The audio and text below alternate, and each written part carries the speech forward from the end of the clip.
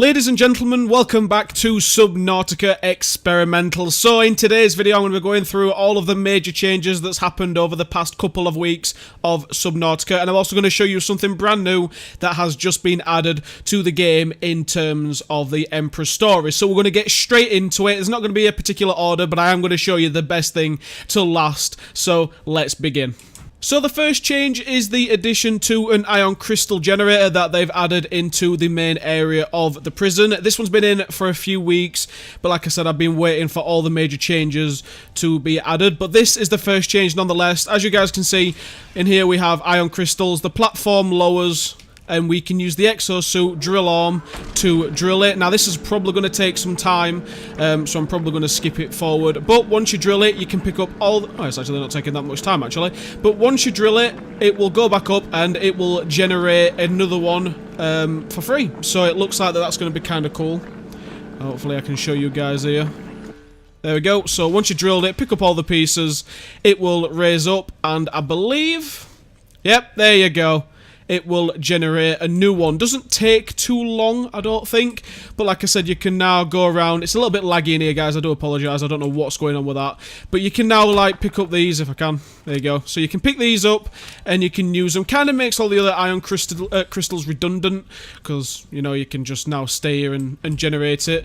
But nonetheless, I thought that was kind of cool. The next change is the addition to these new Peeper Vents that have been added that connect directly to the prison. Now, obviously, you can't really do anything with them. They're just kind of there for decoration and for the lore of the story. But as you guys can see, we've got an inflow and an outflow, just like we read in the park room in the prison. And Peepers come out who are carrying the enzyme and spread it around the world. And then Peepers also go back in, like this little guy, to connect to the prison and get the enzyme directly from the Emperor. So that's kind of cool. There's 5 or 6 of these altogether. This one is in the dunes. Here is the one located in the Grand Reef. Here is the one located in the mountains. Here is the one located in the northeastern mushroom fields. Here is the one located in the sparse reef. And finally, here is the one located at the underwater islands. Now, as you guys can see, the Peepers go in, and then eventually they do come, and they do have a little trail that they just swim about with and don't really do anything. But they've got a nice, cool little trail nonetheless. Now, if you pick them up and try and cook them or anything like that, nothing will happen. Nothing. They've not added anything to the story in that terms yet. But I thought it was a kind of a cool little addition for him to add this stuff. And like I said, these directly connect to the prison, what I will show you next. So as you guys can see, this is the opposite end of that piping system. We are here with the Sea Emperor, and as you guys can probably see, little Peepers are going in and out, taking the enzyme, coming back, collecting it, and then making their way back out again. So it's really cool that they added this into the game. There's not really been many changes in the pipe room itself to show the Peepers or anything like that, but I thought that was kind of cool story-wise, just to finish it off and actually show how the enzyme and how everything is being transported and why this guy is pretty much still alive, because obviously, you know, clean water coming in and oxygenized water coming out and things like that. It's kind of cool, but yeah.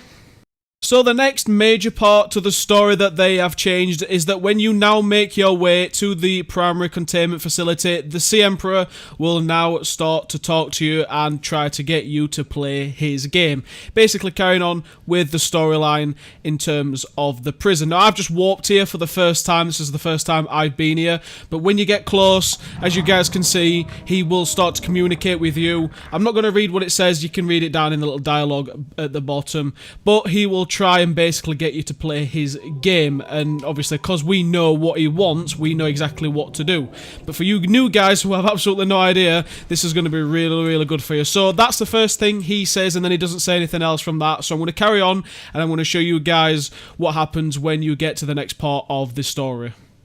So just before I want to jump into the aquarium and carry on with the storyline, I just want to show you guys the newly textured moon pool. As you guys can see, it looks absolutely fantastic. If all of the precursor stuff was textured this way, it would look absolutely amazing. The lighting and the reflectiveness just looks phenomenal. They did a really, really good job on this area, but as you guys, you know, you've probably seen it before. I didn't really want to cover it in a previous update or make a video just to show it, but I've shown it now anyway.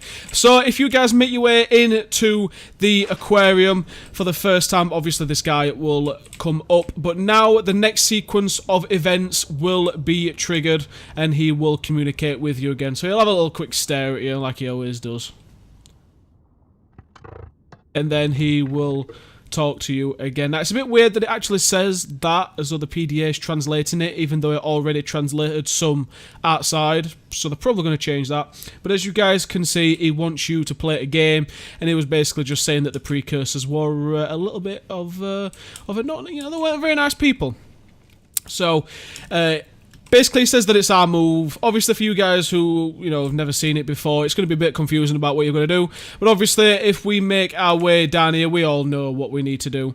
So, for the next sequence, it looks like you need to activate the eggs and hatch the eggs. Now, everything after this it's not been implemented yet, so the enzyme doesn't spawn or anything like that. Obviously, the eggs hatch and things like that, but certain sequences they've not been changed yet. But another thing, before we get into this, is the fact that this platform has now been sandified, if you want to call it, because if you guys remember before, it was just like a square and it looked a bit boring, didn't really blend in with the ground. So they've now added some sand and blended it all in as though it was you know, blown onto it. So that's kind of cool. And as you guys, it's a little bit glitchy at the moment, but as you guys can see, the teleporter now has sand over it, because that is one of the parts of the story where we will apparently get a cutscene. That's what I've been told. Probably going to change, might change, I don't know.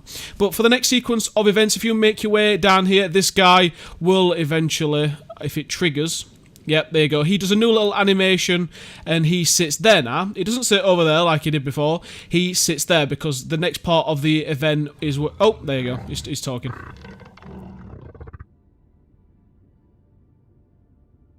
There you go. That's what it says.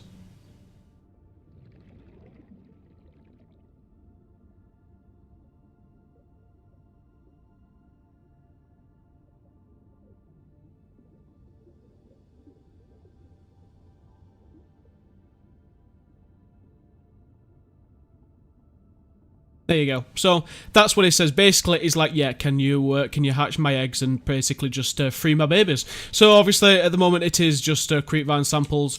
But if you click that, the eggs will hatch. Now, like I said, nothing happens after this. They hatch, but they don't drop the enzyme, and the animations for them haven't been implemented or changed yet. But nonetheless, they will do that, and they will turn into these, like, pretty much asleep or dead babies. I have absolutely no idea what the point is with these.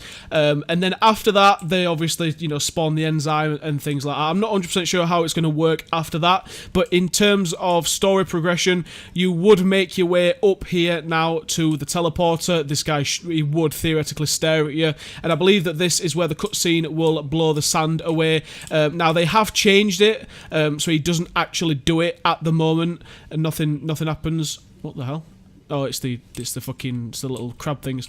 But at the moment, he just swims away. But here is where the sand is meant to get blown off the teleporter. Cutscene is meant to show that. But because it's not being implemented at the moment, you can still go to it. Oh, that's what the guy that made the stupid noise. But you can just go over to it and activate the iron crystal. And I'll do that for you guys right now, because that will trigger the next dialogue from the Sea Emperor.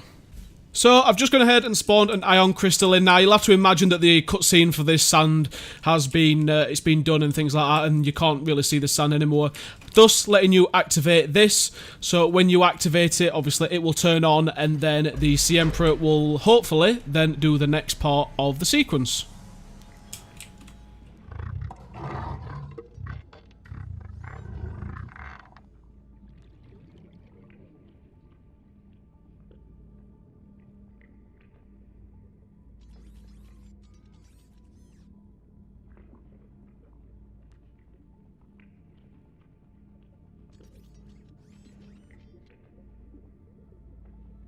There you go.